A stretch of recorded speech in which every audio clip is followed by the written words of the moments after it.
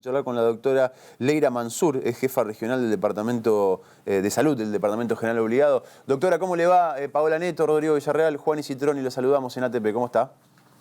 Hola, ¿qué tal? Muy buen día para ustedes. Gracias por atendernos. Bueno, a ver, estamos repasando algunos números, estamos sobre la información sobre todo de la cantidad de infectados con dengue en la provincia de Santa Fe, en algunos departamentos del norte. ¿Cómo está la situación? ¿Cuáles son los números oficiales? ¿Cómo se está manejando? ¿Cuál es la información oficial al respecto? Sí, como bien decís, estamos cursando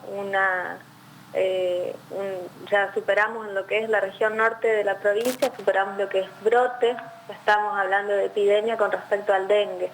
Nosotros en nuestra región norte, las dos ciudades más afectadas son Reconquista y Avellaneda, con respecto al número de casos, ¿sí? La verdad que esto empezamos hace 2 meses y bueno, en estos últimos 20 días se dio el pico máximo de casos. Doctora, ¿cuál es la información última? Porque me preocupa mucho la cantidad de habitantes que tiene el Departamento General Obligado y la cantidad de infectados por dengue. Sí, nosotros vamos realizando una auditoría interna de la región día por día, que obviamente se basa en las citas epidemiológicas que vamos recibiendo. Esto obviamente se vuelca a la plataforma de la provincia y después hay una información oficial. Pero sí por ahí tenemos los números más frescos nosotros de inicio hasta que se cargan en la plataforma. Nosotros, como te decía, en estas dos ciudades, Reconquista y Avellaneda, son las ciudades con mayor número de casos. En Reconquista estamos hablando de 600 casos confirmados y en Avellaneda superamos los 200. O sea, estamos hablando de que hay aproximadamente, estábamos diciendo recién, cerca de 900 casos. Son 176.000 habitantes. Si lo dividimos 900, es alarmante la cantidad de infectados, o sea, la cantidad de infectados, o mejor dicho, un infectado cada cuántos habitantes. Es tremendo. ¿Por qué sucedió esto? Sí, nosotros estamos teniendo, como te decía, una epidemia. En el año 2016 tuvimos un cuadro similar a este, por ahí con otras localidades vecinas más afectadas que en la actualidad. Y bueno, y hay otros factores también que hacen que hoy nuestra realidad sea esta. Había una prevención programada desde años previos, que en el 2019 fue muy difícil cumplir con los objetivos del plan estratégico provincial del control de la Aedes aegypti. Y bueno, hay un montón de factores que hacen a que hoy nosotros tengamos esta realidad. Ahora, lo que llama la atención es la ciudad de cabecera, porque la extensión territorial del departamento tiene muchas zonas rurales y muchos bosques. Entonces digo, por ahí se puede llegar a decir, bueno, vienen en los lugares más inhóspitos los problemas de dengue. No, pero es directamente en la cabecera, en una de las ciudades más importantes de la provincia. Sí, tal cual. Igual uno si ve epidemiológicamente la evolución más que nada del mosquito, de la Aedes aegypti, es un mosquito que crece justamente en los lugares urbanos, digamos, en los domicilios, con ciertas condiciones que bueno, que no, por ahí no se da en el medio del monte. Claro, además, perdón, Pau, pero esto último que decía, doctora, me parece importante. Más allá de la fumigación, de un montón de cosas que puede hacer el Estado, las campañas para informar también, tener en cuenta que la Aedes aegypti es un mosquito que nace en agua limpia, en agua que está estancada, pero limpia, a diferencia de otros mosquitos. No tiene que ver con la zanja, no tiene que ver con un río, con una laguna, sino, por ejemplo, con los bebederos de las mascotas, que no se cambian, con el agua que queda en las macetas o en los platos que van abajo de las macetas después de ni siquiera una pileta regar. Ni siquiera una pileta que no, porque está tiene verde, más movimiento. que tiene de un mes de sin uso, ¿no? Con lo cual me pareció importante remarcar esto último que decía la doctora, ¿no? Sí, totalmente de acuerdo, es así.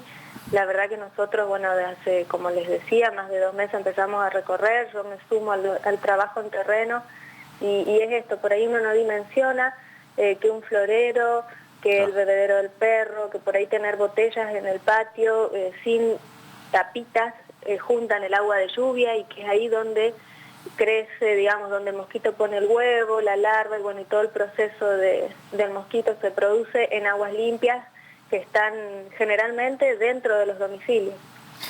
Da un infectado cada 196 habitantes. Un infectado cada 196 habitantes en el departamento general obligado. Tremendo, tremendo. Sí. Disculpame, Pau. Sí, sí. Sí, relacionado también con lo que estaba preguntando Juan, ¿y qué incidencia tuvieron este año en relación a los años anteriores estas campañas de concientización, de limpieza, de descacharrización, teniendo en cuenta que el vector es intradomiciliario? Por eso te decía, por ahí en el año yo los informes que recibí, bueno, yo asumí como directora de la región a fines de enero, y bueno, obviamente ante esta situación, los primeros días de febrero hicimos una capacitación para sumar voluntarios porque ya veníamos con la época del año donde iban a surgir casos de dengue, no pensamos que iban a ser esta totalidad de casos confirmados, pero si uno se pone a ver la historia en nuestra región, esto que yo le decía, cada 4 años hay como un brote en nuestra región con respecto a dengue. Y me encontré con informes también de que, bueno, en el año 2019 no se llegó a hacer en su totalidad lo que era el plan estratégico para el control de Aedes, ¿sí? Y bueno, son un montón de factores que se sumaron y hoy tenemos esta realidad. Más allá de los síntomas que conocemos, fiebre alta, dolor muscular, ¿cómo se presentan los cuadros más graves de dengue? Sí, los cuadros graves son pacientes que se descompensan, que descompensan la parte renal, que hacen una falla multiorgánica, ¿sí? Nosotros hasta ahora en la región no hemos tenido cuadros graves, sí han habido pacientes que requirieron internación, pero más que nada para compensar la parte de la analgesia al dolor y el tema de la hidratación. Pero no tenemos notificados cuadros graves de dengue en nuestra región.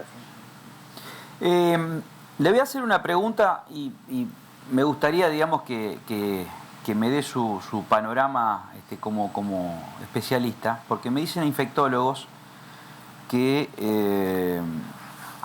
entran con un cuadro parecido al de COVID-19 y después se dan cuenta de que es dengue, por eso no se informa oficialmente la dimensión, la cantidad total de personas con el cuadro de justamente de ser infectados por dengue. En realidad, ¿es sí, así? Si uno compara las dos patologías, hay síntomas que son similares o iguales. El síndrome febril está presente en los dos. Por ahí lo que tiene que ver con COVID-19 está más focalizado a síntomas de la vía aérea superior o inferior, y lo que tiene que ver con dengue tiene más, está más relacionado a un dolor intenso corporal, muscular, articular, cefalea intensa, los picos febriles son cada 3 o 4 horas. En este año hemos visto también manifestaciones cutáneas, un rash cutáneo generalizado, así que sí, pero es real que entre las dos patologías tienen síntomas similares o iguales.